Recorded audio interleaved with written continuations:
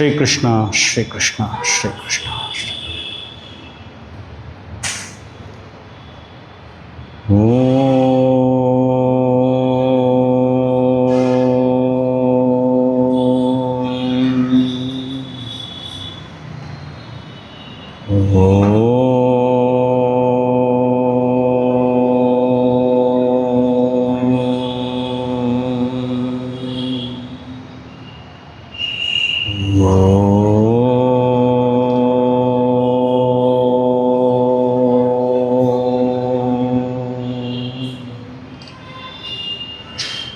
ಯೈರಿಮೇ ಗುರುಬೇ ಪೂರ್ವಂ ಪದವಾಕ್ಯ ಪ್ರಮಾಣತಃ ವ್ಯಾಖ್ಯಾತ ಸರ್ವವೇದಾಂತಾಃ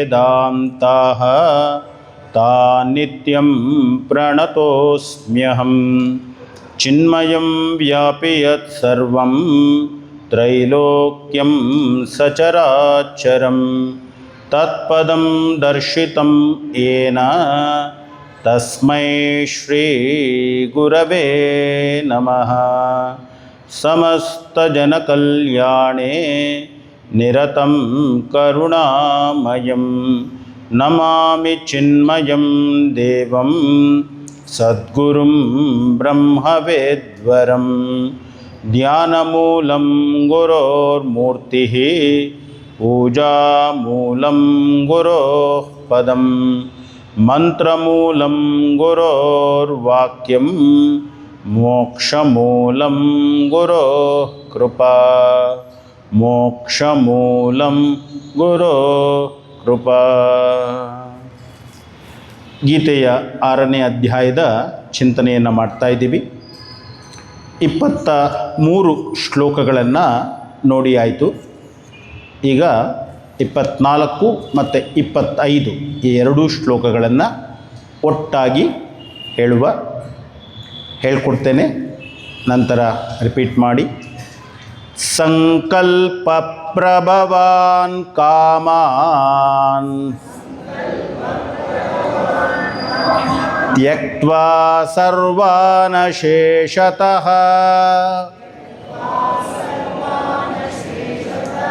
ಮನಸೈವೇಂದ್ರಿಯಗ್ರಾಮಂ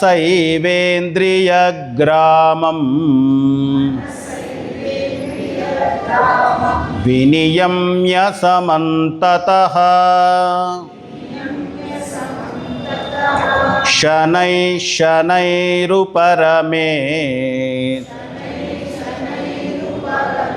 ಬುದ್ಧ್ಯಾ ಧೃತಿಗೃಹೀತಯಾ ಆತ್ಮಸಂಸ್ಥಂ ಮನಃ ಕೃತ್ವಾ ನ ಕಿಂಚಿದಪಿ ಚಿಂತಯೇ.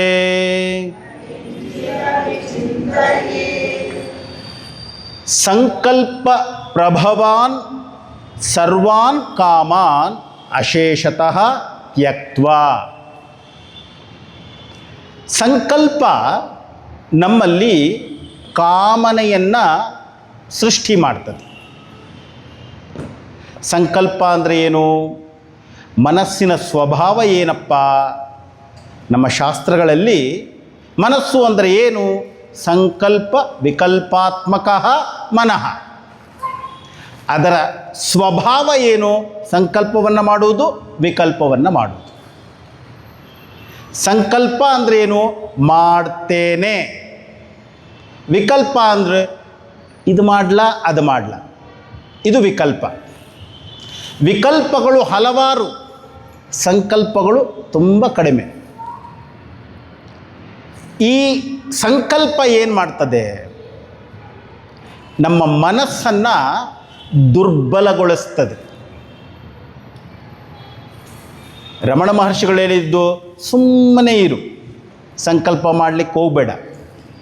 ನಾವು ಮಾಡಲ್ಲ. ನಾವೇನು ಮಾಡ್ತೇವೆ? ಪ್ರತಿಯೊಂದಕ್ಕೂ ಸಂಕಲ್ಪ. ಅದು ಮಾಡ್ತೇನೆ, ಇದು ಮಾಡ್ತೇನೆ, ಯಾವುದೂ ಮಾಡಲ್ಲ. ನಮಗೆಲ್ಲ ಗೊತ್ತು.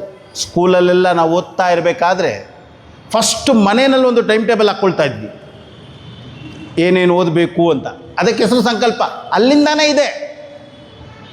ಬೆಳಗ್ಗೆ 7 ಗಂಟೆಗೆ ಎದ್ದಿದ್ದ ತಕ್ಷಣ ನಾನು 7ರಿಂದ 8 ಗಂಟೆ ತನಕ ಅಥವಾ 7ರಿಂದ 7:30 ತನಕ ಇದು ಓದ್ತೇನೆ, ಎದ್ದಿದ್ದೇ 7:20, ಸೊ ಇವತ್ತು ಬೇಡ ನಾಳೆಗೆ, ಅದು ಇನ್ನೊಂದು ಸಂಕಲ್ಪ. ಈ ಸಂಕಲ್ಪಗಳು ಅನ್ನುವಂಥದ್ದು ಗೊತ್ತಿಲ್ಲದೆ ನಾವು ಮಾಡ್ತಾ ಇದ್ವಿ. ಹೆಸರು ಗೊತ್ತಿಲ್ಲ ಅಷ್ಟೇ ನಮಗೆ ಸಂಕಲ್ಪ ಅಂತ. ಪ್ರತಿಯೊಬ್ಬರೂ ಅದನ್ನೇ ಮಾಡೋದು. ಅದು ಮನಸ್ಸಿನಲ್ಲಿ ನಡೆಯುವಂಥದ್ದು. ಹೀಗಾಗಿ ಆ ಎಲ್ಲ ಸಂಕಲ್ಪಗಳನ್ನು ಅಶೇಷತಃ, ನನ್ನ ಮನಸ್ಸಿನಲ್ಲಿ ಹುಟ್ಟುವಂತಹ ಎಲ್ಲ ಸಂಕಲ್ಪಗಳನ್ನು, ಇದು ಮಾಡ್ತೇನೆ ಅಂತ ಏನೆಲ್ಲ ಮನಸ್ಸು ಹೇಳ್ತದಲ್ಲ, ಅವೆಲ್ಲವನ್ನ ಅಶೇಷತಃ ತ್ಯಕ್ತ್ವಾ. ಸನ್ಯಾಸಿ ಯಾರು, ಜ್ಞಾನಿ ಯಾರು? ಆರಂಭದಲ್ಲೇ ನೋಡಿದ್ವಿ, ಸರ್ವ ಸಂಕಲ್ಪ ಸನ್ಯಾಸಿ. ಎಲ್ಲ ಸಂಕಲ್ಪಗಳನ್ನು ತ್ಯಜಿಸುವಂಥವನು ಯಾರಿದ್ದಾನಲ್ಲ ಅವನೇ ಸನ್ಯಾಸಿ. ಎಲ್ಲ ಸಂಕಲ್ಪಗಳನ್ನು ಬಿಡಬೇಕು. ಸ್ವಾಮೀಜಿ ಏನು ಮೋಟಿವೇಶನ್ನೇ ಕೊಡ್ತಾ ಇಲ್ವಲ್ಲ ನೀವು, ಏನನ್ನಾದರೂ ಸಂಕಲ್ಪ ಮಾಡು ಅಂತ. ಮಾಡಿ ಮಾಡಿ ಮಾಡಿ ಸುಸ್ತಾದ ಮೇಲೆ ಹೀಗೆ ಹೇಳ್ತಾರೆ. ಯಾಕೆಂದರೆ ನಾವು ಏನೇ ಬಿಟ್ಟರೂ ಮನಸ್ಸು ಸುಮ್ಮನೆ ಇರಲ್ಲ. ಇತ್ತೀಚೆಗೆ ನಾವು ಮುಂಬೈಯಲ್ಲಿ ಸ್ವಾಮಿ ತೇಜೋಮಂಜಿ ಜೊತೆಯಲ್ಲಿದ್ದಾಗ ಅವ್ರದ್ದು ಯಾವಾಗಲೂ ಪ್ರತಿದಿನ ಸತ್ಸಂಗ 8:30ಯಿಂದ 9 ಗಂಟೆ ಅಷ್ಟೊತ್ತಿಗೆ ಅವ್ರ ಹತ್ತಕ್ಕೆ ಹೋದರೆ 10:30, 11 ಗಂಟೆ ತನಕ ಪ್ರತಿದಿನ ಯಾವುದಾದ್ರೂ ಒಂದು ವಿಷಯ ತೆಗೆದುಕೊಳ್ತಾರೆ. ಪ್ರತಿಯೊಬ್ಬರನ್ನೂ ಕೇಳ್ತಾರೆ, ನಿಮ್ಮ ಒಪಿನಿಯನು. ಕೊನೆಯಲ್ಲಿ ಅವರು ತಮ್ಮ ಒಪಿನಿಯನ್ ಹೇಳ್ತಾರೆ. ಮೊನ್ನೆ ಹೋಗಿದ್ದಾಗ ಒಂದು ಪ್ರಶ್ನೆ ಕೇಳಿದ್ರು ಸ್ವಾಮೀಜಿ. ಏನು ಕೇಳಿದ್ರು? ಅವರೊಂದು ಸ್ಟೇಟ್ಮೆಂಟ್ ಮಾಡಿದ್ರು. ಈ ಪ್ರಪಂಚದಲ್ಲಿ ಯಾರು ಹೇಳಿದಂತೆ ಯಾರೂ ಕೇಳಲ್ಲ. No one listens to anyone. First ಹೇಳಿದ್ರು, ನಾನು ಹೇಳಿದ್ದನ್ನು ನೀವು ಕೇಳಲ್ಲ, ನೀವು ಹೇಳಿದ್ದನ್ನು ನಾನು ಕೇಳಲ್ಲ. ಅಪ್ಪ ಹೇಳಿದ್ದನ್ನು ಮಗ ಕೇಳಲ್ಲ, ಅಮ್ಮ ಹೇಳಿದ್ದನ್ನು ಮಗಳು ಕೇಳಲ್ಲ. Every one listens to his or own mind. ನಾವುಗಳೆಲ್ಲ ಕೇಳೋದು ನಮ್ಮ ಮನಸ್ಸು ಹೇಳಿದಂತೆ. ಗುರುನೇ ಹೇಳಿದ್ರು ಕೂಡ ನಾವು ಕೇಳಲ್ಲ. ನಾವು ಕೇಳೋದೇನನ್ನ? ನಮ್ಮ ಮನಸ್ಸನ್ನು. ನಂತರ ಹೇಳಿದ್ರು, ಇದಕ್ಕೆ ಒಂದು ಪರಿಹಾರ ಏನು? What is the solution? ಏನು ಪರಿಹಾರವನ್ನು ನಾವು ಕಂಡುಕೊಳ್ಬೇಕು? ಅವ್ರು ಹೇಳಿದರು, ಒಂದೇ solution, purify your mind. Why? You are going to listen your mind only. If you purify, then you listen to that mind. ಎಷ್ಟು ಸತ್ಯ ಇದೆ ನೋಡಿ. ಎಲ್ಲರೂ ನಾವು ಕೇಳುವುದು ನಮ್ಮ ಮನಸ್ಸಿನ ಮಾತನ್ನೇ. ಹೀಗಾಗಿ ಮನಸ್ಸನ್ನು ಶುದ್ಧ ಮಾಡಿಕೊಳ್ಳುವುದು ನಮ್ಮ ಆದ್ಯ ಕರ್ತವ್ಯ ಆಗಿರಬೇಕು. ಯಾರು ಹೇಳಿದ್ದನ್ನು ಯಾರು ಕೇಳಲ್ಲ. ದಿಸ್ ಈಸ್ ದ ರಿಯಾಲಿಟಿ, ಸತ್ಯ. ನಾವು ಕೇಳುವುದು ನಮ್ಮ ಅಂತರಾತ್ಮನ ನುಡಿಯನ್ನೇ. ಹೀಗಾಗಿ ನಮ್ಮ ಅಂತರಾತ್ಮವನ್ನು ನಾವು ಶುದ್ಧ ಮಾಡಿಕೊಳ್ಬೇಕು. ಇಲ್ಲಿ ಕೃಷ್ಣ ಹೇಳ್ತಾ ಇರೋದೇನು? ಎಲ್ಲ ಸಂಕಲ್ಪಗಳನ್ನು ತ್ಯಜಿಸು.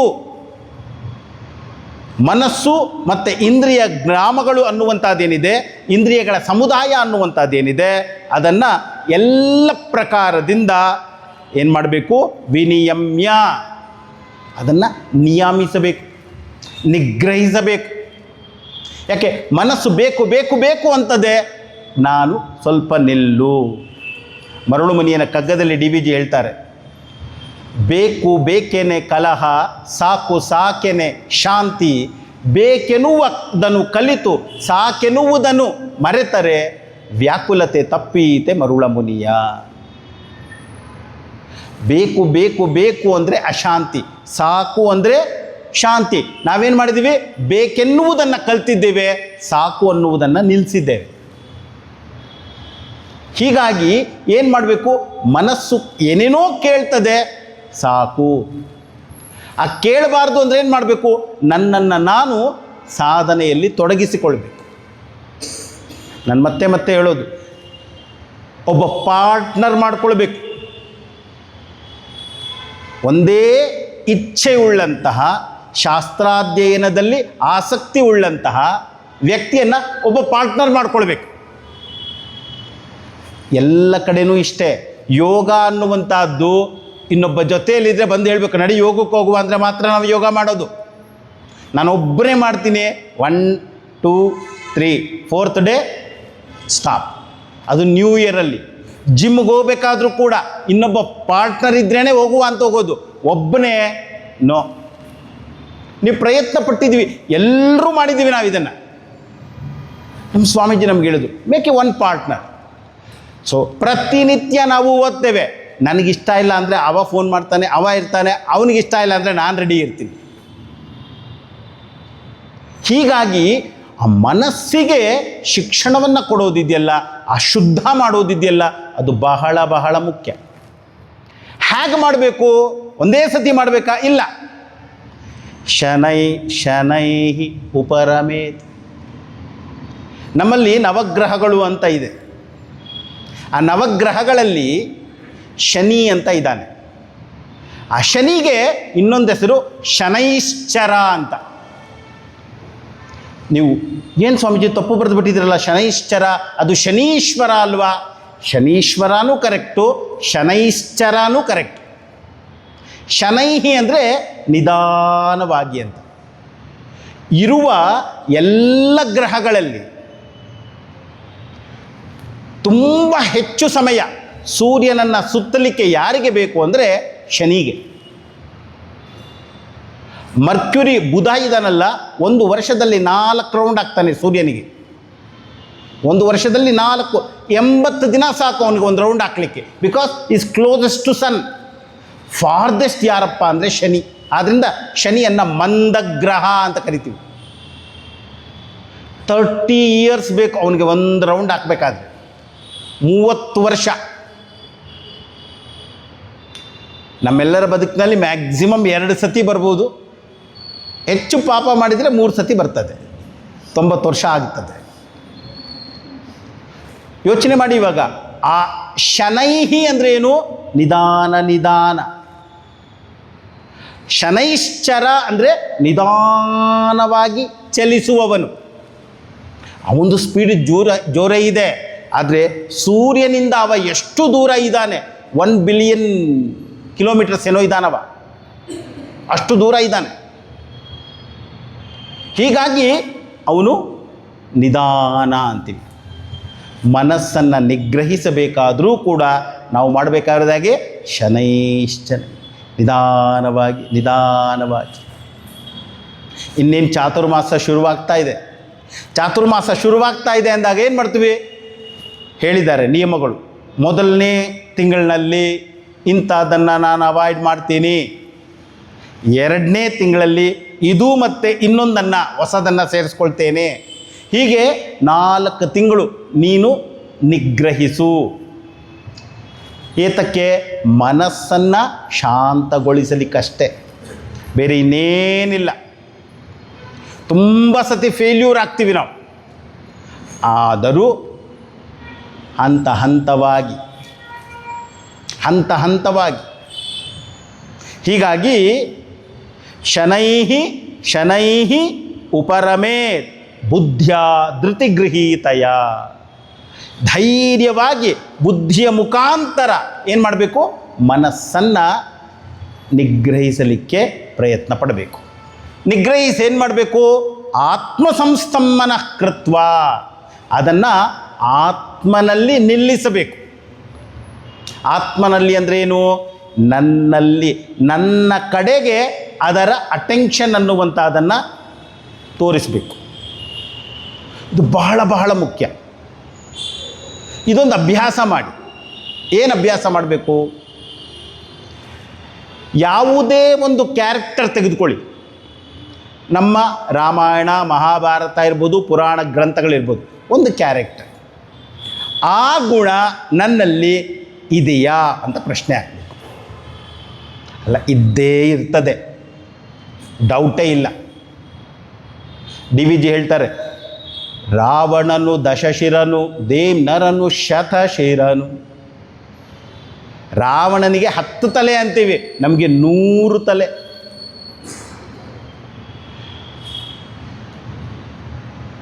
ಉಪನಿಷತ್ ಹೇಳ್ತದೆ, ವೇದಗಳು ಹೇಳ್ತದೆ, ಸಹಸ್ರಶೀರ್ಷ ಪುರುಷ. ಒಂದಲ್ಲ ಎರಡಲ್ಲ, ಸಾವಿರಾರು ತಲೆಗಳು ನಮಗೆ. ಇದನ್ನು ತಿಳಿಸಲಿಕ್ಕೆ ಪುರಾಣಗಳು ಕತೆ ಹೇಳ್ತದೆ. ಇವಾಗ ಹಾವಿದೆ, ಪಕ್ಷಿ ಇದೆ. ಪುರಾಣದ ಪ್ರಕಾರ ಅವರೆಲ್ಲ ನಮ್ಮ ಕಸಿನ್ಸೇ. ಯಾಕೆ? ಕಶ್ಯಪ ಅಂತ ಒಬ್ಬ ಇದ್ದ, ಅವನಿಗೆ 13 ಜನ ಹೆಂಡತಿಯರು. ರಾಕ್ಷಸರು ಅವನ ಮಕ್ಕಳೇ, ದೇವರು ಅವನ ಮಕ್ಕಳೇ, ಪಕ್ಷಿಗಳು ಅವನ ಮಕ್ಕಳೇ, ಹಸುಗಳು ಅವನ ಮಕ್ಕಳೇ, ಹಾವುಗಳು ಅವನ ಮಕ್ಕಳೇ. ನಿಯಮ ಉಂಟು, ನಿಮಗೆ ಗೊತ್ತಿಲ್ವ? ಗೋತ್ರ ಅಗೋತ್ರಸ್ಯ ಕಶ್ಯಪೋ ಗೋತ್ರ. ಗೋತ್ರ ಇಲ್ಲದವನಿಗೆ ಕಶ್ಯಪ ಗೋತ್ರ.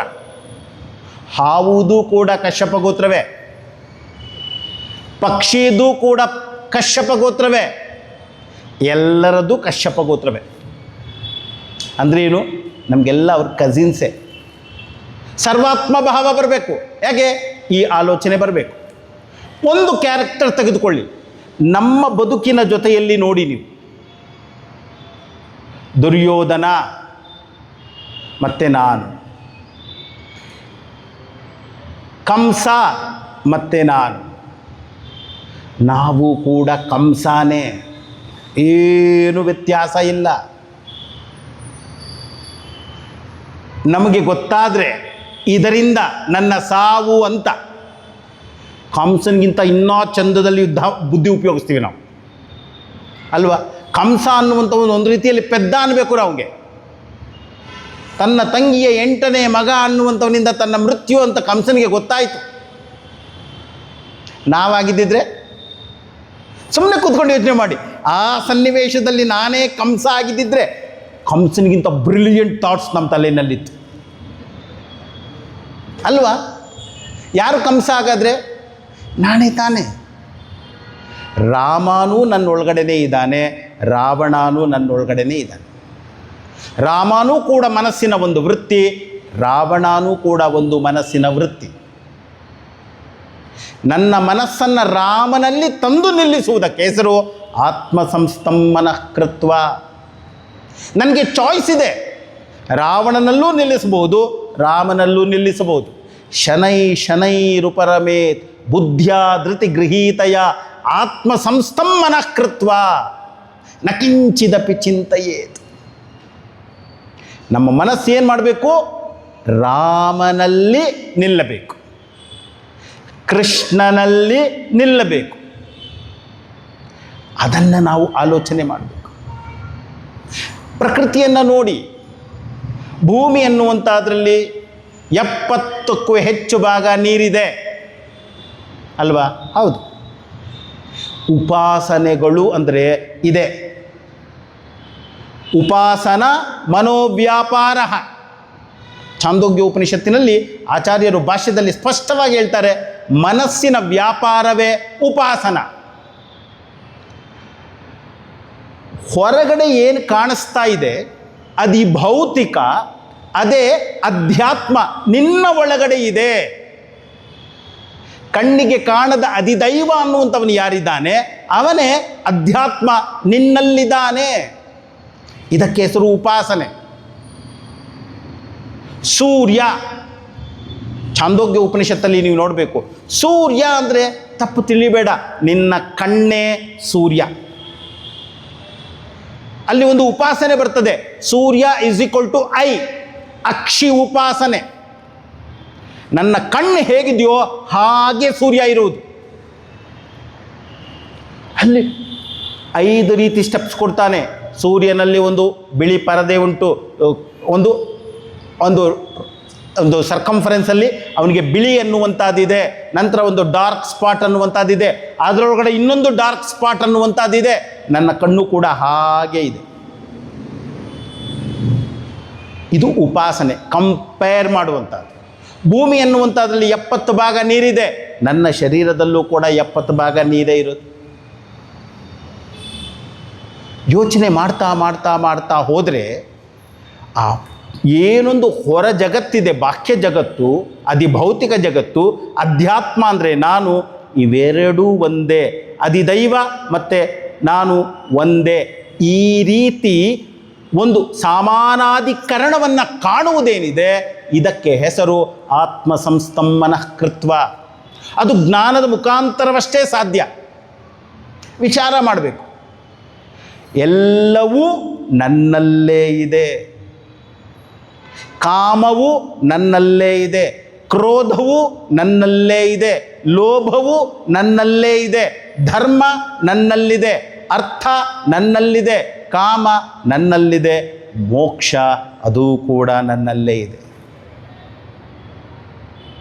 ಹೀಗಾಗಿ ಉಪನಿಷತ್ತುಗಳು ಎಷ್ಟು ಸ್ಪಷ್ಟವಾಗಿದೆ ಅಂದರೆ ಹೊರಗಡೆಯಿಂದ ಏನಿಲ್ಲ, ನೀನು ರೆಕಗ್ನೈಸ್ ಮಾಡಬೇಕಷ್ಟೆ. ಹೊರಗಡೆಯಿಂದ ಬರುವಂಥದ್ದೇನಿಲ್ಲ.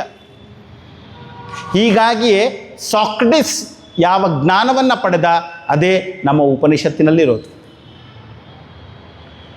ಅವನು ಬದುಕಿನಲ್ಲಿ ಅದೇ ರೀತಿಯೇ ಬದುಕದ.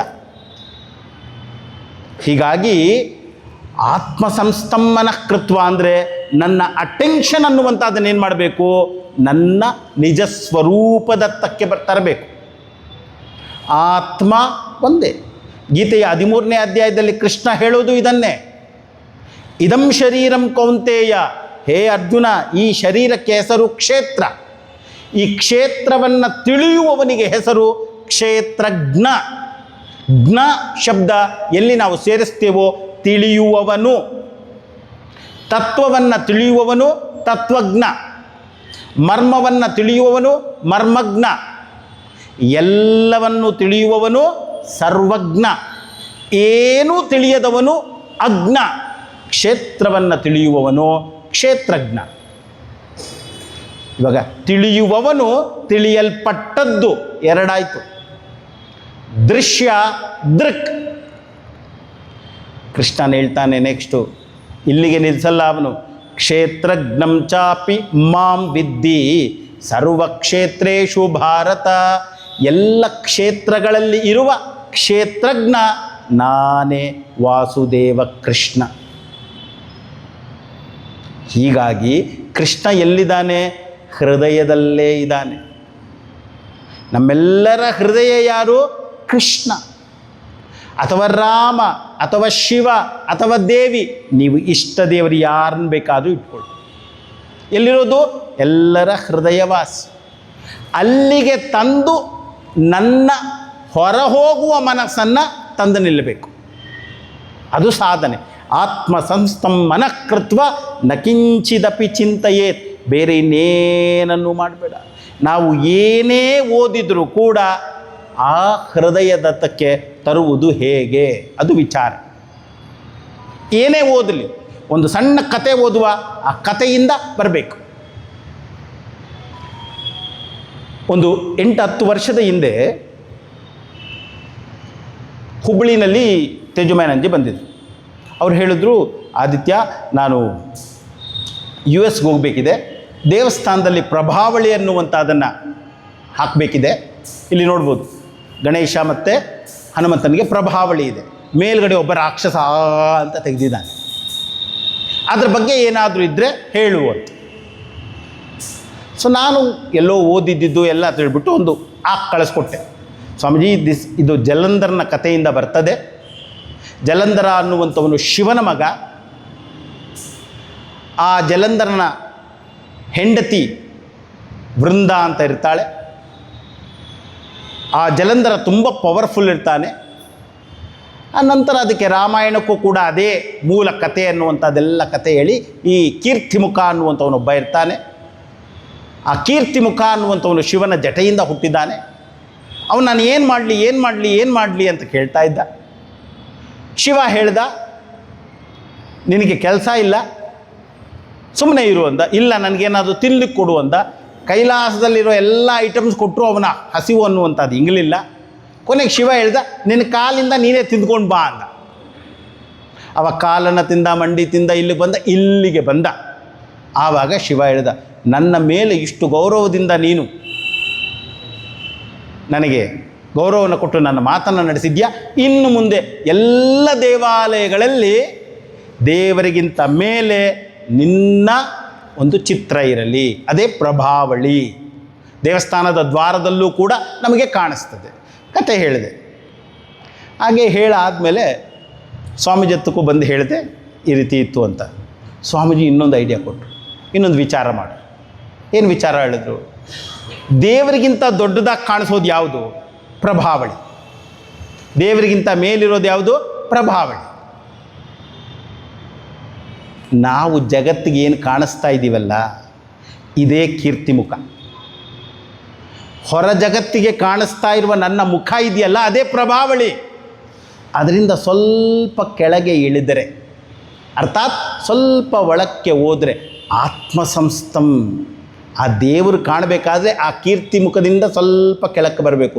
ನೀನು ಸ್ವಲ್ಪ ಈ ದೇಹವನ್ನು ಮೀರಿ ಒಳಕ್ಕೆ ಹೋದಾಗ ಅಲ್ಲಿ ನಿರ್ಗುಣ ನಿರಾಕಾರನಾದಂತಹ ಸಚ್ಚಿದಾನಂದ ಸ್ವರೂಪನಾದಂತಹ ಆ ಬ್ರಹ್ಮ, ಆತ್ಮ, ರಾಮ ಏನು ಬೇಕಾದರೂ ಹೇಳಿ ಅವ ಇದ್ದಾನೆ. ಒಂದೇ ದೃಷ್ಟಾಂತ. ನಾನು ನೋಡುವ ದೃಷ್ಟಿ ಅನ್ನುವಂಥದ್ದು ನನಗೆ ಹೊಸ ದೃಷ್ಟಿಕೋನವನ್ನು ಕೊಡ್ತದೆ. ಹೀಗಾಗಿ ನ ಕಿಂಚಿದಪಿ ಚಿಂತೆಯೇ, ಬೇರೆ ಇನ್ನೇನನ್ನು ಚಿಂತನೆ ಮಾಡಬೇಡ ಅಂದರೆ ಹಾಗೆ ಯೋಚನೆ ಮಾಡ್ತಾ ಮಾಡ್ತಾ ಮಾಡ್ತಾ ಹೋಗಬೇಕು. ಹೊಸ ಹೊಸ ಆಲೋಚನೆಗಳು ಅನ್ನುವಂಥದ್ದು ಬರ್ತದೆ. ರಾಮನ ಚಿತ್ರ ನೋಡಿರ್ತೀವಿ ನಾವು. ರಾಮನ ಕಾಲು ಹೇಗಿದೆ ನೋಡಿದ್ದೀರಾ ಅಂದರೆ ಇಲ್ಲ. ಯಾಕೆ? ಸುಮ್ಮನೆ ನೋಡ್ಬಿಟ್ಟು ಬಂದುಬಿಟ್ಟಿದ್ದೀವಿ ನಾವು. ರಾಮನ ಕಾಲು ಅನ್ನುವಂಥದ್ದು ಎರಡು ಈಗಿದ್ದಾಗಿಲ್ಲ. ಕೃಷ್ಣಂದು ಗೊತ್ತು ಅಡ್ಡ ಇಟ್ಕೊಂಡಿದ್ದಾನೆ, ರಾಮಂದು ಈಗಿಲ್ಲ ನೇರವಾಗಿ. ಮತ್ತು ಹೇಗಿದೆ? ಬಲಗಾಲ ಅನ್ನುವಂಥದ್ದು ಈಗಿದೆ. ಹೌದಾ? ಅವಾಗ ಇನ್ನೊಂದು ಸತಿ ನೋಡ್ತೀವಿ ನಾವು. ನಾವು ಮತ್ತೊಮ್ಮೆ ನೋಡ್ತೇವೆ, ಮತ್ತೊಮ್ಮೆ ನೋಡಿದಾಗಲೇ ನೆನಪಿರೋದು. ಹೀಗಾಗಿ ಒಂದು ಶ್ಲೋಕ ನಾನು ನೋಡ್ತೇನೆ, ಮತ್ತೊಮ್ಮೆ ಅದೇ ಶ್ಲೋಕವನ್ನು ನೋಡಿದಾಗ ಹೊಸ ಅರ್ಥ ಬರ್ತದೆ, ಹೊಸ ಆಲೋಚನೆ ಅನ್ನುವಂಥದ್ದು ಹುಡ್ತದೆ. ಹೀಗಾಗಿ ಪ್ರತಿಯೊಂದನ್ನು ಕೂಡ ವಿಚಾರ ಮಾಡ್ತಾ ಹೋಗೋದು. ಆ ವಿಚಾರ ಮಾಡ್ತಾ ಹೋದ ಹಾಗೆ ನಮಗೆ ಗೊತ್ತಾಗ್ತಾ ಆಗುತ್ತೆ ಹೊಸ ಹೊಸ. ಇಲ್ಲಿ ಇಷ್ಟು ಸೊಗಸಾಗಿ ಹೇಳಿದ್ದಾರೆ, ಆತ್ಮಸಂಸ್ಥಂ ಮನಃಕೃತ್ವ ನ ಕಿಂಚಿದಪಿ ಚಿಂತೆಯೇತ್. ಮನಸ್ಸು ಅನ್ನುವಂಥದ್ದು ಆತ್ಮನಲ್ಲಿ ನಿಂತಾಗ, ತಪೋನ್ ಮಹಾರಾಜರು ಈ ಆತ್ಮಸಂಸ್ಥ, ಬುದ್ಧಿ ಸಂಸ್ಥ ಈ ಶಬ್ದಗಳನ್ನು ತುಂಬ ಉಪಯೋಗಿಸ್ತಾರೆ.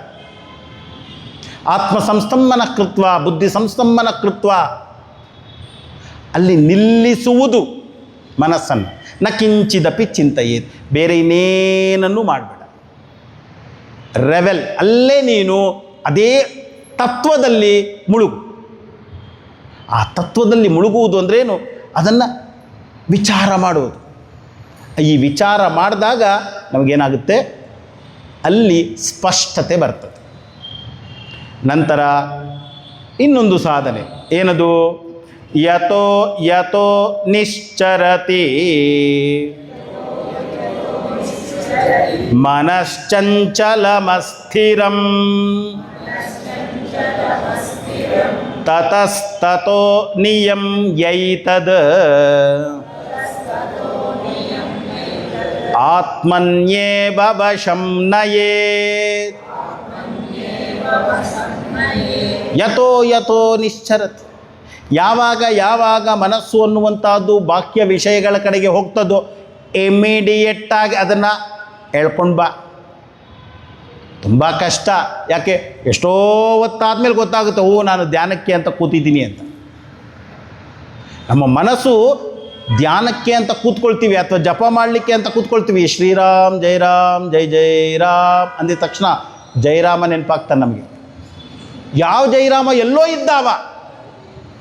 ನಂತರ ಜಯರಾಮನಿಂದ ಎಲ್ಲೆಲ್ಲೋ ಹೋಗಾದ ಮೇಲೆ ಯಾಕೆ ಇಲ್ಲಿಗೆ ಬಂದೆ? ರಮಣ ಮಹರ್ಷಿಗಳು ಹೇಳ್ತಾರೆ, ಇದು ಒಳ್ಳೆಯದೇ, ಇವಾಗ ವೀಕ್ಷಣ ಪ್ರಾಣಾಯಾಮ ಮಾಡು ಅಂತಾರೆ. ಏನು ವೀಕ್ಷಣ ಪ್ರಾಣಾಯಾಮ? ಎಲ್ಲೋ ಇದ್ದೀನಿ ನಾನು, ಅಲ್ಲಿಂದ ಇಲ್ಲಿಗೆ ಹೇಗೆ ಬಂದೆ? ಓ ಈ ಕಾರಣದಿಂದ ಬಂದೆ. ಈ ಕಾರಣ ಯಾಕೆ ಬಂತು? ಈಗ ಬಾ ಈಗ ಬಾ ಈಗ ಬಾ ಈಗ ಬಾ ಬರ್ ಕೊನೆಗೆ ಗೊತ್ತಾಗ್ತು, ಓ ಜಯರಾಮನಿಂದ ಇದೆಲ್ಲ ಶುರುವಾಯಿತು. ಇದು ಒಂದು ಸಾಧನೆ, ಇದೊಂದು ಸಾಧನೆ. ಉಸಿರಾಟವನ್ನು ಗಮನಿಸು. ನಾವು ಮುಂಬೈಯಲ್ಲಿ ಸೇರಿದಾಗ ಫಸ್ಟ್ ನಮ್ಮ ಆಚಾರ್ಯ ಹೇಳಿದ್ದಷ್ಟೇ, ಉಸಿರನ್ನು ತೆಗೆದಾಗ ಹರಿ, ಉಸಿರನ್ನು ಬಿಟ್ಟಾಗ ಓಂ, ಹರಿ ಓಂ, ಹರಿ ಓಂ. ಬಲಗಾಲಿಟ್ಟಾಗ ಹರಿ, ಎಡಗಾಲಿಟ್ಟ ಓಂ, ಹರಿ ಓಂ, ಹರಿ ಓಂ. ರೂಮಿಂದ ನಾವು ಹೊರಗೆ ಬಂದರೆ ಮನಸ್ಸಿನಲ್ಲಿ ಬರ್ತಾ ಇದ್ದಿದ್ದು ಹರಿ ಓಮೇ ಜಪ. ಯಾಕೆ? ಇದು ಸಾಧನೆ ಮಾಡು. ಆಗ ನಾವು 2 ವರ್ಷ ಮಾಡಿದ್ದು. ಈವಾಗಲೂ ಮೆಟ್ಲತ್ಲಿಕ್ಕೆ ಹೋದರೆ ಮನಸ್ಸಿನಲ್ಲಿ ಬರೋದೇ ಮೊದಲು ಹರಿ ಓಂ. ಯಾಕೆ? ಅಭ್ಯಾಸ ಮಾಡಿಸ್ಬೇಕಷ್ಟೇ. ಅಭ್ಯಾಸ ಮಾಡಿಸಿದ್ರೆ ಮನಸ್ಸು ಕಲಿತದೆ.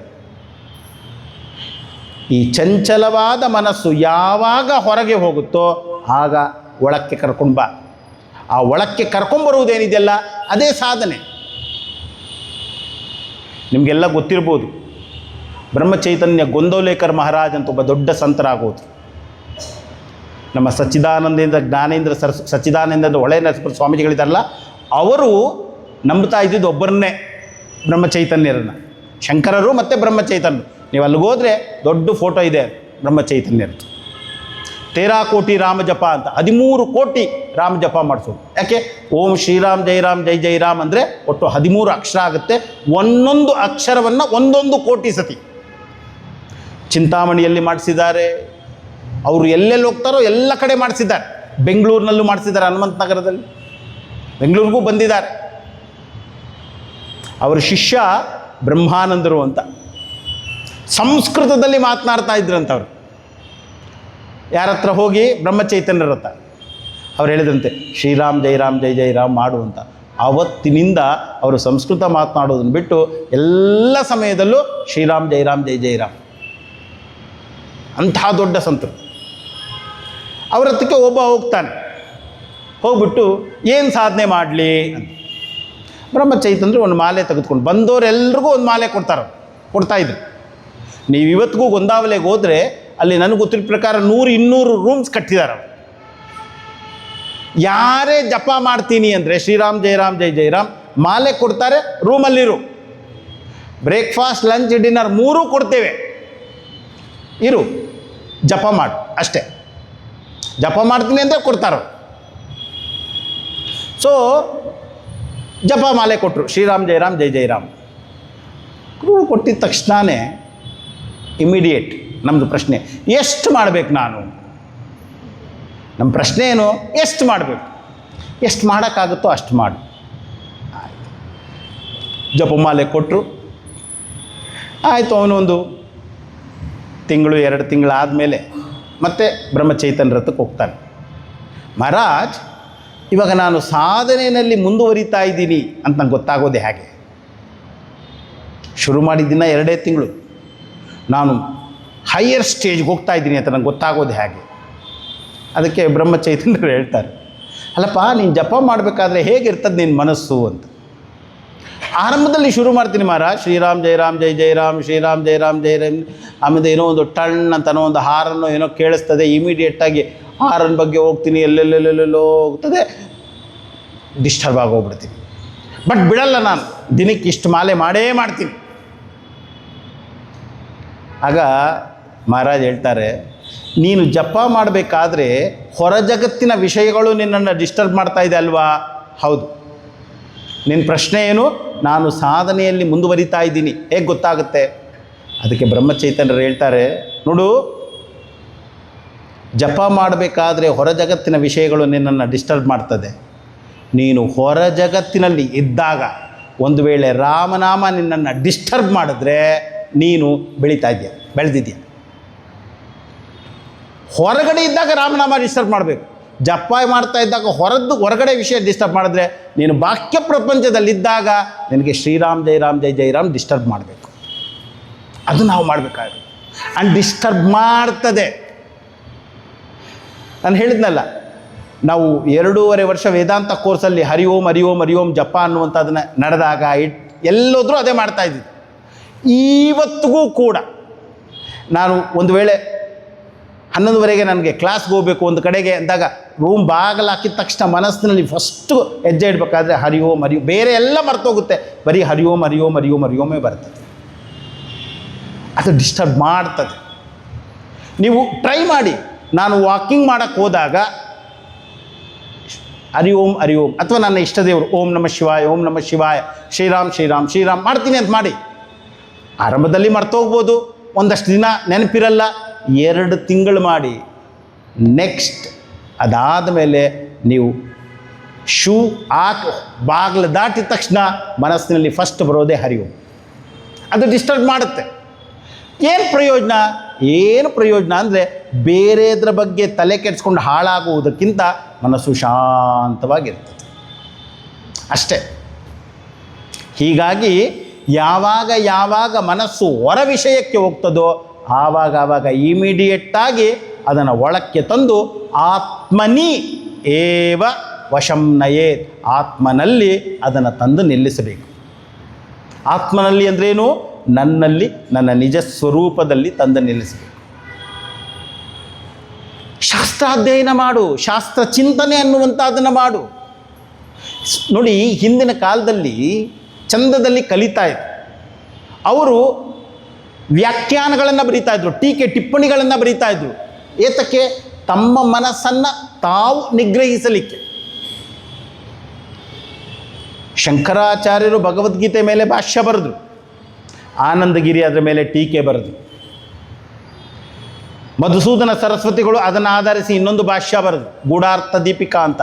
ಶ್ರೀಧರರದು ಒಂದು ಬಂತು, ಶಂಕರಾನಂದರದು ಒಂದು ಬಂತು. ನೀವು ನಂಬಲ್ಲ, ಸದಾನಂದ ಅಂತ ವೇದಾಂತ ಸಾರವನ್ನು ಏನು ಬರೆದಿದ್ದಾರೆ, ಅವರು ಶಂಕರಾಚಾರ್ಯರ ಶಂಕರ ಭಾಷ್ಯವನ್ನು ಪದ್ಯ ರೂಪದಲ್ಲಿ ಬರೆದಿದ್ದಾರೆ, ಇಡೀ ಭಾಷ್ಯವನ್ನು. ಅಂದ್ರೇನು? ಶಂಕರ ಭಾಷ್ಯ ಗದ್ಯ ರೂಪದಲ್ಲಿದ್ದರೆ ಅದೇ ಶಬ್ದಗಳನ್ನು ಶ್ಲೋಕ ರೂಪದಲ್ಲಿ ಬರೆದಿದ್ದಾರೆ ಇಡೀ ಭಗವದ್ಗೀತೆಗೆ. ಸಂತ ಜ್ಞಾನೇಶ್ವರ ಮಹಾರಾಜ್ ಅದೇ ಭಗವದ್ಗೀತೆಗೆ ಹೇಳ್ತಾರೆ, ಶಂಕರಾಚಾರ್ಯರಿಗೆ ನಾನು ನಮಸ್ಕಾರ ಮಾಡ್ತೇನೆ ಅಂತ. ಯಾಕೆ? ಅವರನ್ನು ಆಧರಿಸಿಯೇ ನಾನು ಈ ಕೃತಿಯನ್ನು ಬರೆದಿರೋದು. ಅವರು ಕೊಡುವಂತಹ ದೃಷ್ಟಾಂತಗಳು ಅನ್ನುವಂಥದ್ದನ್ನು ನೀವು ನೋಡ್ತಾ ಹೋದರೆ ಜ್ಞಾನೇಶ್ವರಿಯಲ್ಲಿ ಯು ಕಾಂಟ್ ಇಮ್ಯಾಜಿನ್, ಅಂತಹ ದೃಷ್ಟಾಂತಗಳನ್ನು ಕೊಡ್ತಾರೆ. 7ನೇ ಅಧ್ಯಾಯದಲ್ಲಿ ಬರ್ತದೆ, ಮತ್ತಃ ಪರತರಂ ನಾಣ್ಯತ್ ಕಿಂಚಿದಸ್ತಿ ಧನಂಜಯ ಮಯಿ ಸರ್ವಮಿದಂ ಪ್ರೋತಂ ಸೂತ್ರೇ ಮಣಿಗಣ ಇವ. ನನ್ನನ್ನು ಹೊರತುಪಡಿಸಿ ಬೇರೆ ಇನ್ನೇನೂ ಇಲ್ಲ ಹೇ ಅರ್ಜುನ, ಎಲ್ಲವೂ ಕೂಡ ಸೂತ್ರದಲ್ಲಿ ಮಣಿಗಳು ಪೋಣಿಸದಂತೆ ಎಲ್ಲವೂ ಆ ಸೂತ್ರದಲ್ಲಿ ಹೆಣೆಯಲ್ಪಟ್ಟಿದೆ. ಕೃಷ್ಣ ಹೇಳ್ತಾನೆ. ಜ್ಞಾನೇಶ್ವರ ಮಹಾರಾಜ್ ಹೇಳ್ತಾರೆ, ನೋಡು, ಮಣಿ ಬೇರೆ ದಾರ ಬೇರೆ ಅಲ್ಲ, ಮಣಿನೂ ಬಂಗಾರದ್ದೇ, ದಾರವೂ ಬಂಗಾರದ್ದೇ. ಅಲ್ಲೂ ಕೂಡ ಅದ್ವೈತವನ್ನು ತರ್ತಾರೆ. ಎಲ್ಲ ಸಮಯದಲ್ಲೂ ಕೂಡ ಅದ್ವೈತವನ್ನು ಅಂದ್ರೇನು? ಬಾಹ್ಯ ಅನ್ನುವಂಥದ್ದೇಲ್ಲ, ಎಲ್ಲವೂ ನಾನೇ, ನನ್ನದೇ ಇನ್ನೊಂದು ರೂಪ. ನಾನು ಜಗತ್ತಿನಲ್ಲಿ ಇಲ್ಲ, ಜಗತ್ತು ನನ್ನ ಒಳಗಡೆ ಇದೆ. ನಾನು ಹೊರಗಡೆ ಏನೆಲ್ಲ ಕಾಣ್ತಾ ಇದ್ದೇನೆ ಅದೆಲ್ಲವೂ ನನ್ನ ಒಳಗೆ ಇದೆ. ಈ ಸ್ಥಿತಿಯಲ್ಲಿ ನಾವು ನಿಲ್ಲಬೇಕು. ಆಗ ಆತ್ಮನಿ ವಶಂ ನಯೇ, ಅದನ್ನು ಅಲ್ಲಿ ತಂದು ನಿಲ್ಲಿಸಬೇಕು. ಇದು ಸಾಧನೆ. ಸಾಧ್ಯ ಇದೆ, ಪ್ರಯತ್ನ ಪಡಬೇಕು, ಮನಸ್ಸಿಗೆ ಶಿಕ್ಷಣವನ್ನು ಕೊಡಬೇಕು. ನಂತರ ಮುಂದುವರಿಸ್ತಾರೆ, ಪ್ರಶಾಂತ ಮನಸಂ ಖೇನಂ ಯೋಗಿನಂ ಸುಖಮುತ್ತಮಂ ಉಪೈತಿ ಶಾಂತರಜಸಂ ಬ್ರಹ್ಮಭೂತಮಕಲ್ಮಷಂ.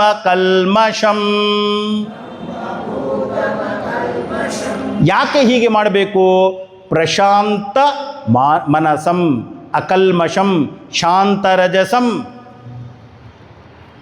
ಪ್ರಶಾಂತ ಮನಸಂ, ಪ್ರಕರ್ಷೇನ ಶಾಂತ ಪ್ರಶಾಂತ, ಪ್ರಶಾಂತವಾದಂತಹ ಮನಸ್ಸು, ಅಕಲ್ಮಷಂ ಕಲ್ಮಷವಿಲ್ಲದ ಮನಸ್ಸು.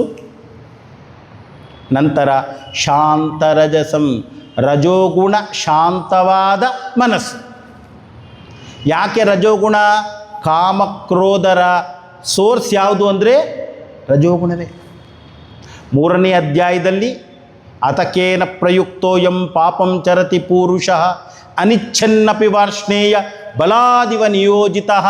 ಅರ್ಜುನ ಪ್ರಶ್ನೆ ಕೇಳಿದಾಗ ಕೃಷ್ಣ ಏನು ಹೇಳ್ತಾನೆ? ಕಾಮ ಏಷ ಕ್ರೋಧ ಏಷಃ ರಜೋಗುಣ ಸಮುದ್ಭವ. ರಜೋಗುಣದಿಂದ ಹುಟ್ಟಿರುವುದು ಈ ಕಾಮ ಕ್ರೋಧ. ಯಾರು ಜ್ಞಾನಿ, ಯಾರು ಸನ್ಯಾಸಿ, ಯಾರು ವಿರಜನೋ ಅವನೇ ಸನ್ಯಾಸಿ. ಸನ್ಯಾಸವನ್ನು ತೆಗೆದುಕೊಳ್ಬೇಕಾದ್ರೆ ವಿರಜಾ ಹೋಮ ಮಾಡ್ತೀವಿ. ವಿರಜ ಅಂದರೆ ಏನು? ವಿಗತ ರಜಸ್. ರಜೋಗುಣ ನಾಶವಾಗುವುದಕ್ಕೆ ಹೆಸರು ವಿರಜ. ರಜೋಗುಣ ಏನು ಮಾಡ್ತದೆ? ಸೃಷ್ಟಿ ಮಾಡ್ತದೆ, ಸಂಕಲ್ಪಗಳನ್ನು ಸೃಷ್ಟಿ ಮಾಡ್ತದೆ. ಪೂಜ್ಯ ಗುರುದೇವ್ಗೆ ನಾವು ಹೆಸರು ಕೊಟ್ಟಿದ್ದೀವಿ, ಸತ್ಯ ಸಂಕಲ್ಪಾಯ ನಮಃ. ಅವರ ಸಂಕಲ್ಪಗಳೆಲ್ಲವೂ ಕೂಡ ಆತ್ಮತತ್ವವನ್ನು, ಸತ್ಯ ಅಂದ್ರೇನು? ಬ್ರಹ್ಮಸ್ವರೂಪ. ಸತ್ ಅನ್ನುವಂಥದ್ದು ಬ್ರಹ್ಮನ ಸ್ವರೂಪ. ಬ್ರಹ್ಮನಿಗೆ ಹೆಸರು ಸತ್. ಅದಕ್ಕಾಗಿ ಭಗವದ್ಗೀತೆಯ ಪ್ರತಿ ಅಧ್ಯಾಯದ ಕೊನೆಯಲ್ಲಿ ಬರ್ತದೆ ಓಂ ತತ್ ಸತ್. ತತ್ ಅಂದರೂ ಪರಮಾತ್ಮನೇ, ಸತ್ ಅಂದರೂ ಪರಮಾತ್ಮನೇ, ಓಂ ಅಂದರೂ ಪರಮಾತ್ಮ. ಪರಮಾತ್ಮ ಅಂದರೆ ಬ್ರಹ್ಮ, ಶುದ್ಧ ಚೈತನ್ಯ. ಆ ಸಂಕಲ್ಪಗಳೆಲ್ಲವೂ ಕೂಡ ಸರ್ವಂ ಬ್ರಹ್ಮಮಯಂ ರೇ. ಅದು ಅವರು ಒಂದು ಗೀತಾಜ್ಞಾನ ಯಜ್ಞ ಆರ್ಗನೈಸ್ ಮಾಡಬೇಕಾದ್ರೆ ಏನು ಹೇಳ್ತಾ ಇದ್ದಿದ್ದು? A group of people, like minded people coming together for a noble cause. ಅದಕ್ಕೆ ಹೆಸರು ಯಜ್ಞ ಕೊಟ್ಟಿದ್ದವರು. ಆ ಸಂಕಲ್ಪ ಅನ್ನುವಂಥದ್ದು ಇದೆಯಲ್ಲ, ಆ ನಿಟ್ಟಿನತ್ತ ನಮ್ಮ ಮನಸ್ಸು ಹೋಗಬೇಕು. ಹೀಗಾಗಿಯೇ ಶಾಂತರಜಸಂ, ರಜೋಗುಣ ಅನ್ನುವಂಥದ್ದು ಕಡಿಮೆ ಆಗಬೇಕು. ನೋಡಿ, ರಾಮ ಯಾಕೆ ಆದರ್ಶ ವ್ಯಕ್ತಿ ಆಗ್ತಾನೆ? ನೀವು ಯೋಚನೆ ಮಾಡಿ, ರಾಮ ಯಾಕೆ ಆದರ್ಶ ವ್ಯಕ್ತಿ ಆಗ್ತಾನೆ? ಅರ್ಥಕಾಮವನ್ನು ರಾಮ ತ್ಯಜಿಸ್ತಾನೆ. ಹೀಗಾಗಿ ರಾಮನ ಬದುಕಿನಲ್ಲಿ ಇದ್ದದ್ದು ಧರ್ಮ ಮತ್ತು ಮೋಕ್ಷ, ಅರ್ಥಕಾಮ ಇರಲೇ ಇರಲಿಲ್ಲ. ಅರ್ಥ ಅಂದ್ರೇನು? ರಾಜ್ಯ, ಸಂಪತ್ತು. ಪಿತೃವಾಕ್ಯ ಪರಿಪಾಲನೆಗಾಗಿ ಇಡೀ ರಾಜ್ಯವನ್ನು, ಅರ್ಥವನ್ನು ಬಿಟ್ಟು ಕಾಡಿಗೆ ಹೋಗ್ತಾನೆ.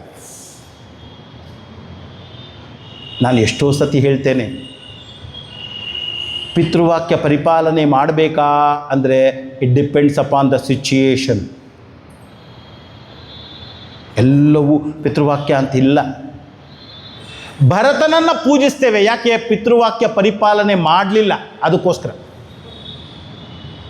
ಒಂದು ವೇಳೆ ಭರತ ಅಪ್ಪ ಹೇಳಿದ್ದಾನೆ ರಾಜ್ಯ ನನಗೆ, ಅಮ್ಮ ಹೇಳಿದ್ದಾಳೆ ರಾಜ್ಯ, ಒಪ್ಪಿಕೊಂಡಿದ್ದಿದ್ರೆ ಇವತ್ತು ಭರತನನ್ನು ನಾವು ಪೂಜಿಸ್ತಾನೇ ಇರಲಿಲ್ಲ.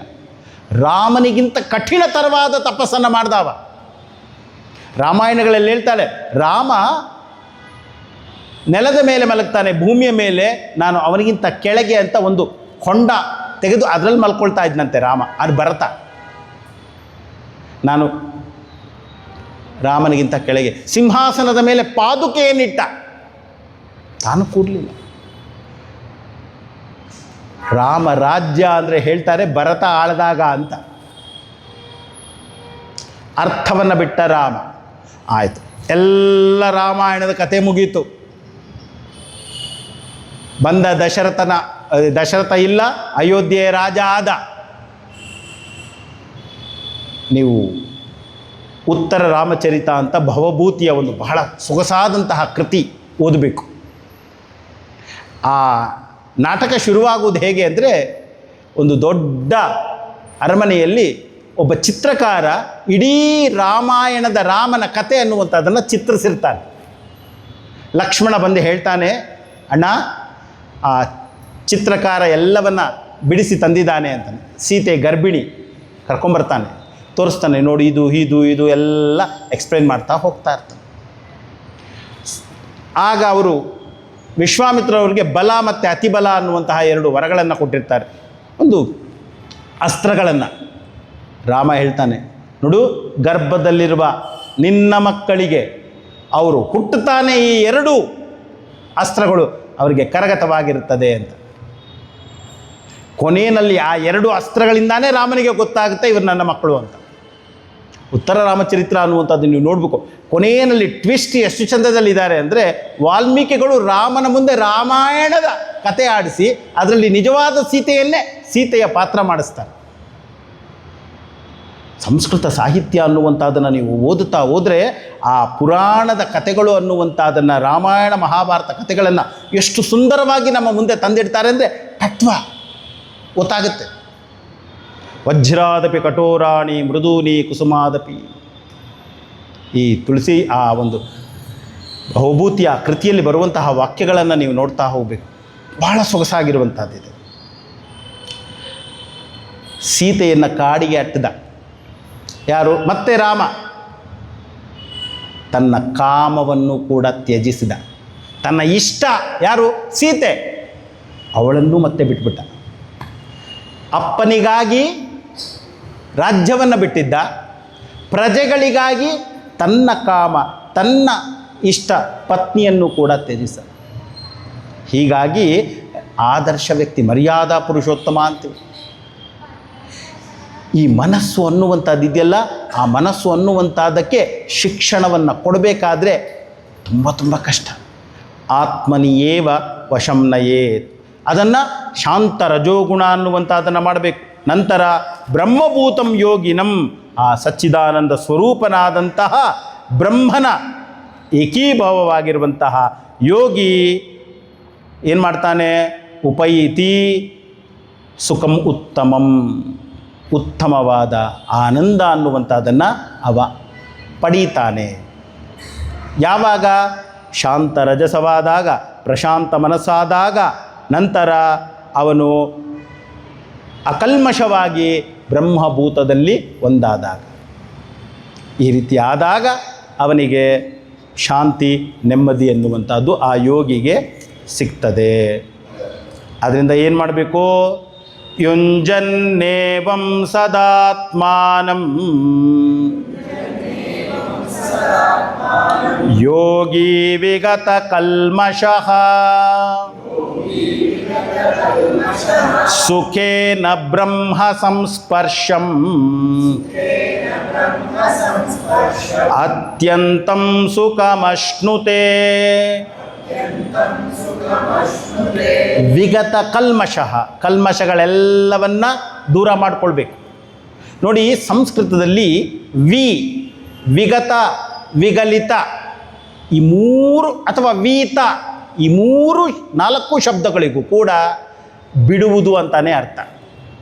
ವಿಗತ ಅಂದರೆ ಹೊರಟೋಗೋದು, ವಿಗಲಿತ ಅಂದರೆ ಬಿದ್ದೋದದ್ದು, ವೀತ ಅಂದರೆ ಇಲ್ಲವಾಗುವುದು, ಅಂದರೆ ಇಲ್ಲದ್ದು. ಸೊ ವಿಗತ ಕಲ್ಮಷಃ, ಕಲ್ಮಷಗಳು ಅನ್ನುವಂಥದ್ದನ್ನು, ಕಲ್ಮಷ ಅಂದ್ರೇನು? ಪಾಪರಹಿತವಾಗಿ ಯೋಗಿ ಏವಂ ಸದಾ ಆತ್ಮಾನಂ ಯುಂಜನ್ ಏನು ಮಾಡಬೇಕು?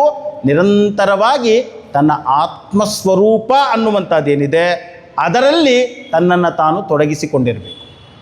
ತಾನು ತಾನಾಗಿರಬೇಕು, ತಾನು ಇನ್ನೊಂದಾಗಬಾರ್ದು. ನಾನಾಗಿರುವಂಥದ್ದು. ನಂತರ ಸುಖೇನ ಬ್ರಹ್ಮ ಸಂಸ್ಪರ್ಶಂ ಅತ್ಯಂತಂ ಸುಖಮಶ್ನುತೆ. ಯಾರು ಹೀಗೆ ಇರ್ತಾನೋ ಅವನು ಆ ಪರಬ್ರಹ್ಮ ಪರಮಾತ್ಮನ ಅದರ ಪ್ರಾಪ್ತಿಯ ಆನಂದವನ್ನು ಅವ ಹೊಂದುತ್ತಾನೆ. ಅರ್ಥಾತ್ ಏನು? ನಾನಾಗಿದ್ದರೆ. ನಾನಾಗಿರೋದಂದ್ರೆ ಏನು? ನಮ್ಮ ಸ್ವಾಮೀಜಿ ಹೇಳೋರು, ಪರ್ಸೆಪ್ಷನ್ ವಿದೌಟ್ ಪ್ರೊಜೆಕ್ಷನ್. ಇದ್ದದ್ದನ್ನು ಇದ್ದ ಹಾಗೆ ಗ್ರಹಿಸುವುದು, ದಟ್ ಈಸ್ ಟ್ರೂತ್ ಅಂತ. ಮಾಂಡುಕ್ಯ ಉಪನಿಷತ್ತಲ್ಲಿ ಬರ್ತದೆ. ಏನು ಮಾಂಡುಕ್ಯ ಉಪನಿಷತ್ತು ಎಷ್ಟು ಸೊಗಸಾಗಿ ಹೇಳ್ತದೆ ಅಂದರೆ, ಒಂದು ನಮ್ಮೆಲ್ಲರಲ್ಲಿ ಅಗ್ರಹಣ ಇದೆ, ಆದ್ದರಿಂದ ಏನಾಗುತ್ತೆ? ಅನ್ಯತಾಗ್ರಹಣ ಶುರುವಾಗುತ್ತೆ. ಅಗ್ರಹಣ ಅಂದ್ರೇನು? Non apprehension of the truth. ಅನ್ಯತಾಗ್ರಹಣ ಅಂದ್ರೇನು? Misapprehension of the truth. ಇದ್ದದ್ದನ್ನು ಇದ್ದ ಹಾಗೆ ನೋಡದೇ ಇರುವುದರಿಂದ ಇನ್ನೊಂದು ಅಂತ ನೋಡ್ತೇನೆ. ನಾನು ಸಚ್ಚಿದಾನಂದ ಸ್ವರೂಪ ಶುದ್ಧ ಚೈತನ್ಯ ಅಂತ ತಿಳಿಯದೆ ನಾನು ಇಂತಹ ಹೆಸರಿನವನು, ಈ ಸುಂದರವಾದ ಶರೀರವನ್ನು ಹೊಂದಿರುವಂಥವರು, ಇಂಥವರ ಮಗ, ಇಂಥ ಊರಿನವನು, ಇಂಥ ಭಾಷೆ ಉಳ್ಳಂಥವನು.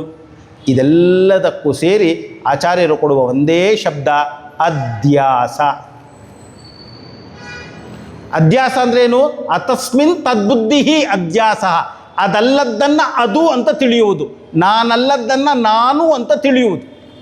ಇದೇ ನಮ್ಮ ದುಃಖಕ್ಕೆ ಕಾರಣ. ಎರೋನಿಯಸ್ ನಾಲೆಡ್ಜ್ ಅಂತ ಹೇಳ್ತೀವಿ. ಅಧ್ಯಾಸ ಅಂದ್ರೇನು? Erroneous knowledge. It's full of errors. ಏನದು? ಸತ್ಯ ಅಲ್ಲ, ಆದರೆ ಅದನ್ನು ಸತ್ಯ ಅಂತೀನಿ. ಅನಾತ್ಮವನ್ನು ಆತ್ಮ ಅಂತ ತಿಳಿತೀನಿ, ಅಸತ್ಯವನ್ನು ಸತ್ಯ ಅಂತ ತಿಳಿತೀನಿ, ನಾನಲ್ಲದ್ದನ್ನು ನಾನು ಅಂತ ತಿಳಿತೀನಿ ಅಲ್ವಾ? ಯಾರೋ ಒಬ್ಬರು ಬರೆದುಬಿಡ್ತಾರೆ, ಸ್ವಾಮಿ ಆದಿತ್ಯಾನಂದನಿಗೆ ಧಿಕ್ಕಾರ ಅಂತ. ನನಗೆ ದುಃಖ ಆಗುತ್ತೆ. ಯಾಕೆ?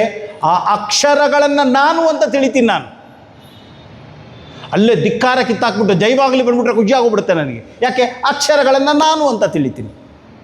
ಅಕ್ಷರಗಳ ನಾನಲ್ಲ ಅದು. ಆದರೆ ಅದರ ಜೊತೆಯಲ್ಲಿ ಎಷ್ಟು ತಾದಾತ್ಮ್ಯ ಇದೆ ಅಂದರೆ, ತಾದಾತ್ಮ್ಯ ಅಂದ್ರೇನು? ತತ್ ಆತ್ಮ ಇತಿ ಭಾವ ತಾದಾತ್ಮ್ಯ. ಅದೇ ನಾನು ಅಂತ ತಿಳಿಯುವುದು, ಅದಕ್ಕೆ ಹೆಸರು ತಾದಾತ್ಮ್ಯ. ಅದು ನಾನಲ್ಲ, ಬಟ್ ಅದು ನಾನು ಅಂತ ತಿಳಿದ್ಬಿಡ್ತೀನಿ. ಯಾರೋ ನನ್ನ ಫೋಟೋ ತೆಗೆದುಕೊಂಡು ಹಣೆಯಲ್ಲಿ 2 ನಾಮ ಹಾಕ್ಬಿಟ್ರೆ ನನಗೆ ಕೋಪ ಬಂದ್ಬಿಡ್ತದೆ. ಆ ಪೇಪರು, ಆ ಕಲ್ಲರ್ಸನ್ನು ನಾನು ಅಂತ ತಿಳಿತೀನಿ ಅಲ್ವಾ? ಯೋಚನೆ ಮಾಡಿ, ಅದು ಅಲ್ಲ, ಆದರೆ ಅದು ನಾನು ಅಂತ ತಿಳಿತೀನಿ. ಇದಕ್ಕೆ ಹೆಸರು ಅಧ್ಯಾಸ. ಇದೆಲ್ಲವನ್ನು ಬಿಟ್ಟು ಅಸಂಸ್ಪರ್ಶಂ, ಯಾವುದನ್ನು ಸ್ಪರ್ಶ ಮಾಡಲಿಕ್ಕೆ ಆಗೋದೇ ಇಲ್ವೋ ಅಲ್ಲಿ ನಿಲ್ಲಬೇಕು. ಅದು ಯಾರದು? ಅದು ನಾನೇ. ಆದರೆ ತಪ್ಪು ತಿಳಿದಿರುವುದರಿಂದ ಅದು ನಾನು ಅಂತ ಗೊತ್ತಾಗಿಲ್ಲ ನನಗೆ. ನಂತರ ಇಲ್ಲಿಂದ ಒಂದು 3-4 ಶ್ಲೋಕಗಳು ಉಪನಿಷತ್ತೆ. ಏನದು? ಸರ್ವಭೂತಸ್ಥಮಾತ್ಮಾನಂ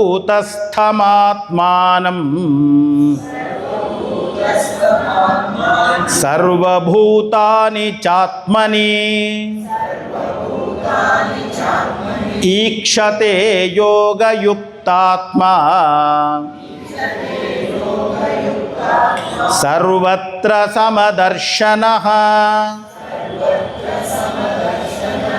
ಯೋಗಯುಕ್ತ ಆತ್ಮ ಎಷ್ಟು ಸೊಗಸಾಗಿದೆ. ಯೋಗ ಅಂದ್ರೇನು?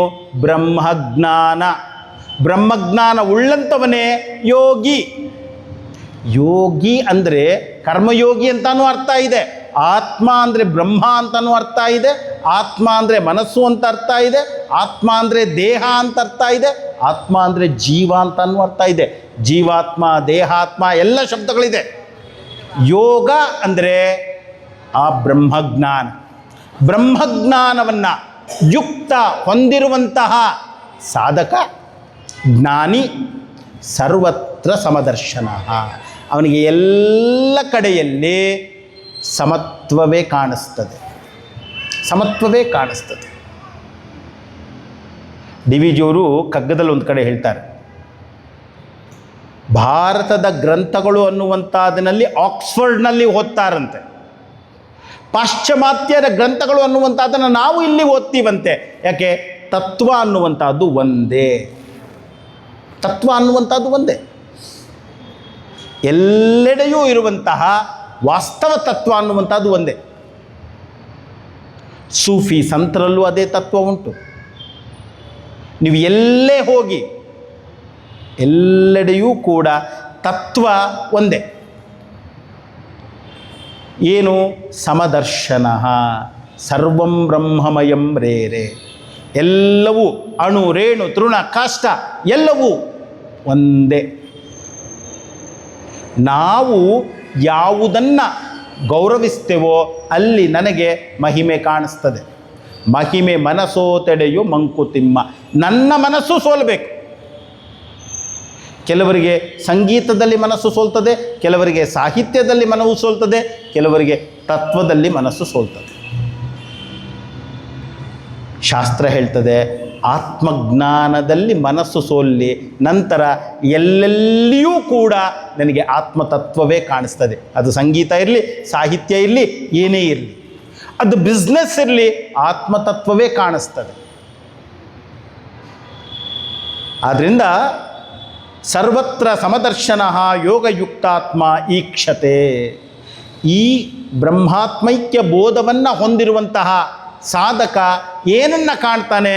ಎಲ್ಲೆಡೆಯಲ್ಲೂ ಸಮತ್ವವನ್ನೇ ಕಾಣ್ತದೆ. ಹೇಗೆ ಕಾಣ್ತಾನೆ? ಸರ್ವಭೂತಸ್ಥಮಾತ್ಮಾನಂ ಸರ್ವಭೂತಾನಿ ಚ ಆತ್ಮನಿ.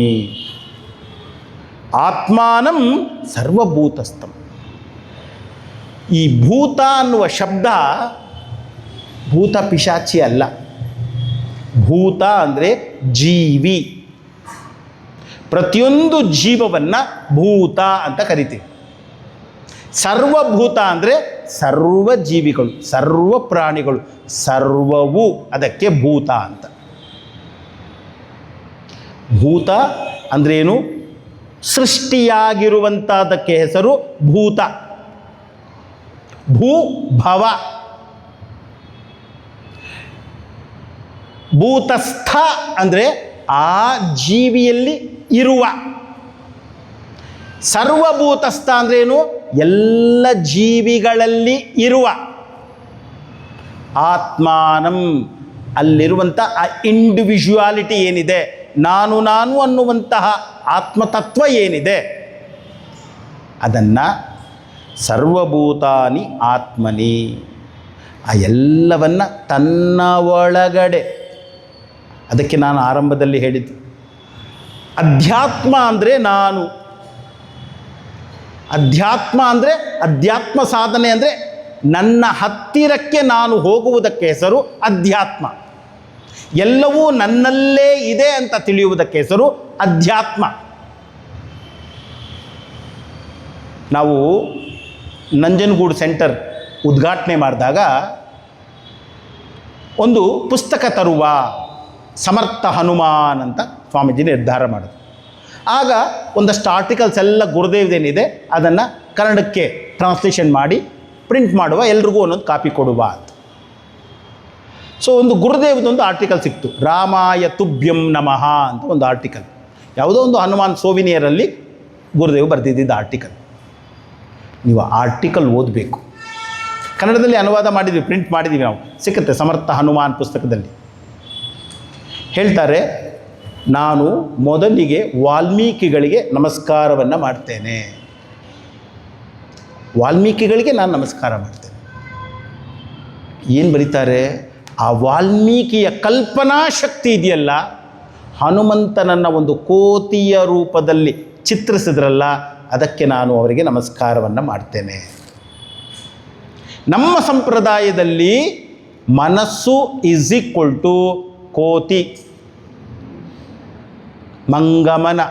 ಐ ಥಿಂಕ್ 2 years ಬ್ಯಾಕ್ ಅನಿಸುತ್ತೆ, ರಾಗಿಗುಡದಲ್ಲಿ ಹನುಮಾನ್ ಚಾಲೀಸ ಅಂತ ಮಾಡಿದ್ವಿ ನಾವು. ಪ್ರವಚನ ಮಾಡಿದಾಗ ಇದೇ ಕಾನ್ಸೆಪ್ಟ್, ಹನುಮಂತ ಅಂದರೆ ಮನಸ್ಸು. ಇಡೀ ಹನುಮಾನ್ ಚಾಲೀಸ ನೋಡಿ ನೀವು, ನಿಮಗೆ ಹೊಸ ಅರ್ಥ ಕೊಡ್ತದೆ. ಬಹುಶಃ 8 ದಿನ ನಾನು ಅದರ ಮೇಲೆ ಚಿಂತನೆ ಮಾಡಿದ್ದೆ, ಟೈಮ್ ಸಾಲಲ್ಲ. ಯಾಕೆ?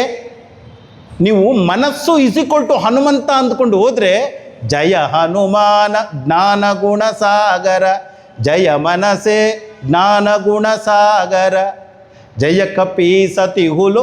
ನೀವು ಯೋಚನೆ ಮಾಡ್ತಾ ಹೋದರೆ ಎಲ್ಲೆಲ್ಲಿ ಹನುಮಂತನ ಗ್ಲೋರಿ ಇದೆಯೋ ಅದೆಲ್ಲವೂ ಮನಸ್ಸೇ. ಸೊ ಮನಸ್ಸು ಹನುಮಂತ. ಪ್ರತಿಯೊಬ್ಬರಿಗೂ ಮನಸ್ಸಿದೆ. ಸೊ ಪ್ರತಿಯೊಬ್ಬರ ಮನಸ್ಸಿನಲ್ಲಿ ಯಾರಿರೋದು? ಹನುಮಂತ. ಹನುಮಂತನಿಗೆ ಅಸಾಧ್ಯವಾದದ್ದು ಯಾವುದೂ ಇಲ್ಲ. ನಮ್ಮ ಮನಸ್ಸಿಗೆ ಅಸಾಧ್ಯವಾದದ್ದು ಯಾವುದೂ ಇಲ್ಲ. ಮನಸ್ಸಿದ್ದರೆ ಮಾರ್ಗ. ಈ ರೀತಿಯಲ್ಲಿ ಯುನೈಟ್ ಮಾಡ್ತಾ ಹೋಗಬೇಕು. ಹನುಮಂತನಿಗೆ ಬೆಲೆ ಯಾವಾಗ? ಅವನು ರಾಮನಿಗೆ ಶರಣಾದಾಗ. ರಾಮ ಅಂದರೆ ಯಾರು? ಆತ್ಮ. ನನ್ನ ಮನಸ್ಸು ನನ್ನ ನಿಜಸ್ವರೂಪಕ್ಕೆ ಶರಣಾದಾಗ ಯಾರಿಗೆ ಗ್ಲೋರಿ? ಯಾಕೆ? ರಾಮ ಅನ್ನುವಂಥವನು ನಿರ್ಗುಣ ನಿರಾಕಾರ, ಆತ್ಮ ನಿರ್ಗುಣ ನಿರಾಕಾರ.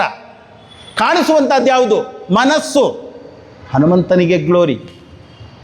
ಆ ಆರ್ಟಿಕಲ್ ಅನ್ನುವಂಥದ್ರಲ್ಲಿ ನೀವು ಅದನ್ನು ಗುರುದೇವ್ ಬರಿತಾ ಬರಿತಾ ಬರಿತಾ ಹೋಗ್ತಾರೆ.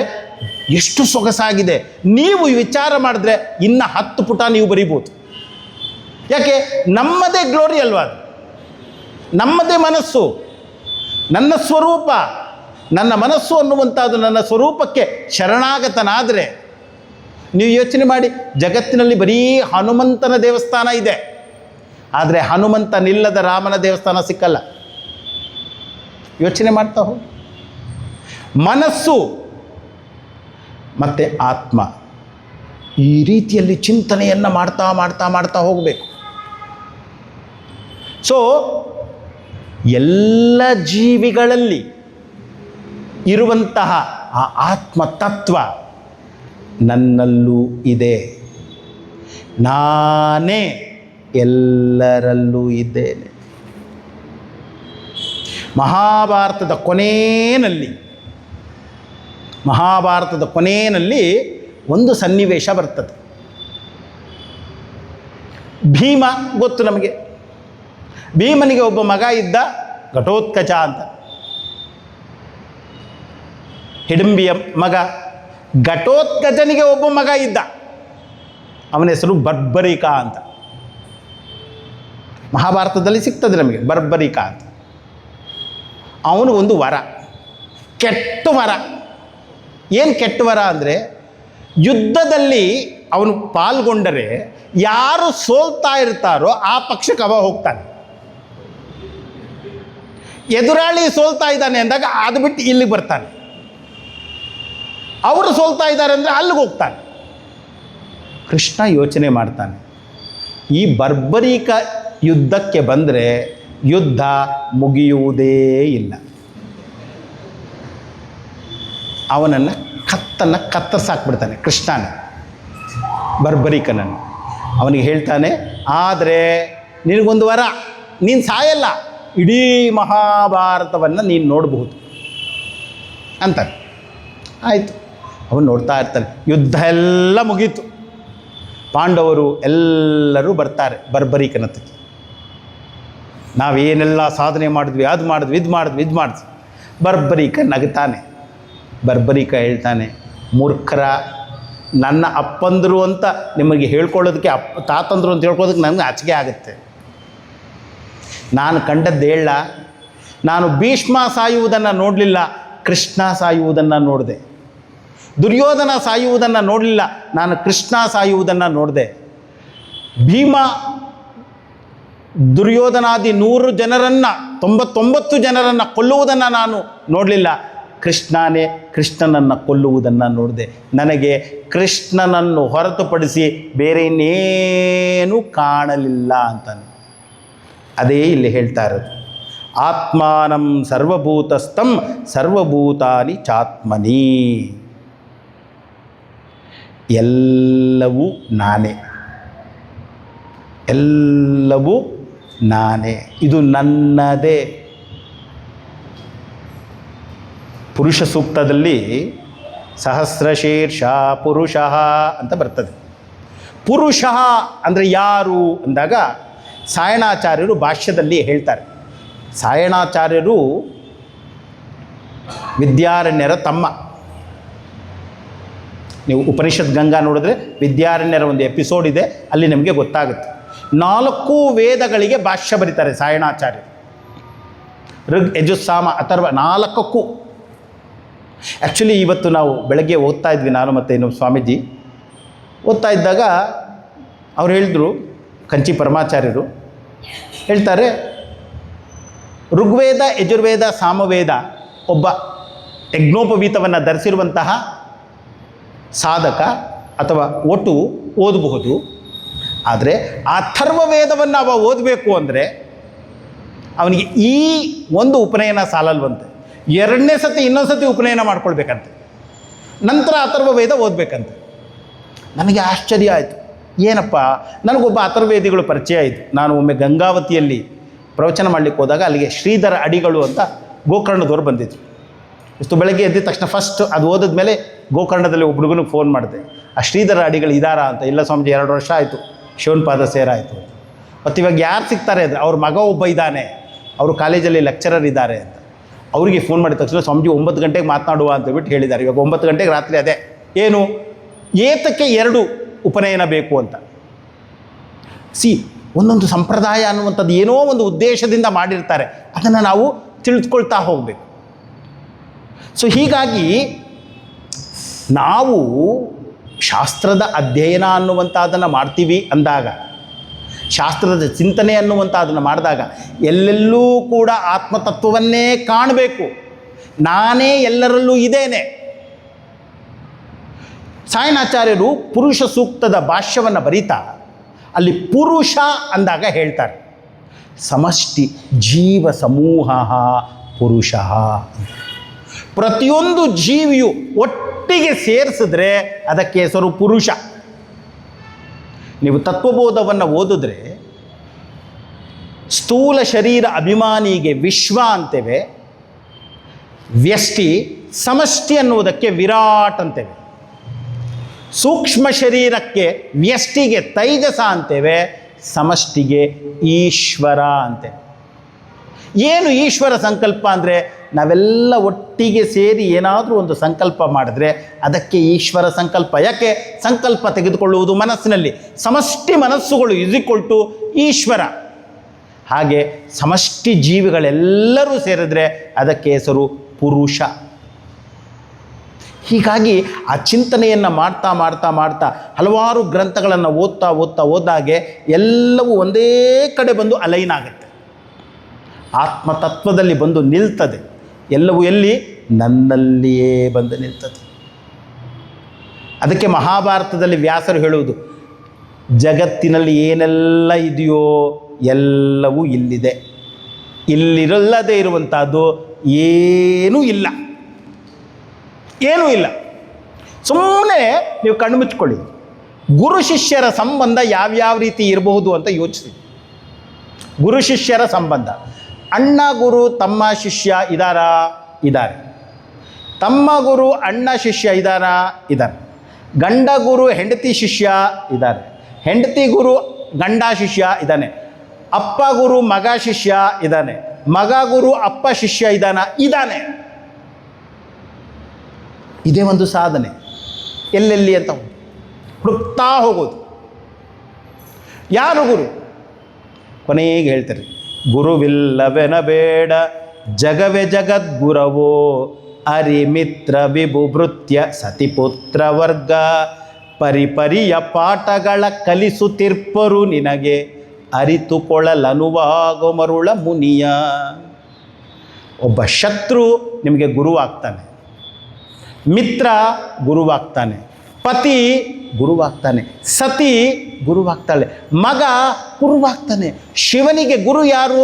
ಸುಬ್ರಹ್ಮಣ್ಯ, ಸ್ಕಂದನೇ ಗುರುವಾಗ್ತಾನೆ. ಒಂದು ಪುರಾಣದಲ್ಲಿ ಬರ್ತದೆ, ಸಾಮುದ್ರಿಕ ಶಾಸ್ತ್ರ ಅನ್ನುವಂಥದ್ದನ್ನು ರಚಿಸಿದ್ದೇ ಸ್ಕಂದ. ಮೃಚ್ಛಕಟಿಕ ಅಂತ ಒಂದು ನಾಟಕ ಬರ್ತದೆ, ಶೂದ್ರಕ ಬರೆದಿರೋದು. ಅದರಲ್ಲಿ ಒಬ್ಬ ಕಳ್ಳ ಬರ್ತಾನೆ. ಫಸ್ಟು ದೇವರಿಗೆ ನಮಸ್ಕಾರ ಮಾಡ್ತಾನೆ, ನಮ್ಮ ಗುರುವಾದಂತಹ ಸ್ಕಂದ ನಿನಗೆ ನಮಸ್ಕಾರ ಅಂತಾನೆ. ಯಾಕೆ? ಕಳ್ಳರಿಗೆ ಗುರು ಅವನಂತೆ. ರುದ್ರದಲ್ಲಿ ಬರ್ತದಲ್ಲ, ಸ್ಥೇನಾ ನಾಂಪತಯೇ ನಮಃ, ಕಳ್ಳರ ಗುರುನು ಶಿವ ಅಂತ ಬರ್ತದೆ. ಶಿವನಿಗೆ ಗುರು ಅವನಾದ್ಮೇಲೆ ಅವನು ಪರಮ ಗುರು ಆದ. ಯೋಚನೆ ಮಾಡ್ತಾ ಹೋದ ಹಾಗೆ ಎಲ್ಲ ಕಡೆ ಒಂದಕ್ಕೆ ಬಂದು ನಾವು ನಿಲ್ತೇವೆ. ನಾಳೆ ಮುಂದುವರಿಸುವ. ಓಂ ಸರ್ವೇ ಭವಂತು ಸುಖಿನಃ, ಸರ್ವೇ ಸಂತು ನಿರಾಮಯಾಃ, ಸರ್ವೇ ಭದ್ರಾಣಿ ಪಶ್ಯಂತು, ಮಾ ಕಶ್ಚಿತ್ ದುಃಖ ಭಾಗ್ ಭವೇತ್. ಓಂ ಶಾಂತಿ ಶಾಂತಿ ಶಾಂತಿ. ಹರಿ ಓಂ. ಶ್ರೀ ಗುರುಭ್ಯೋ ನಮಃ. ಹರಿ ಓಂ.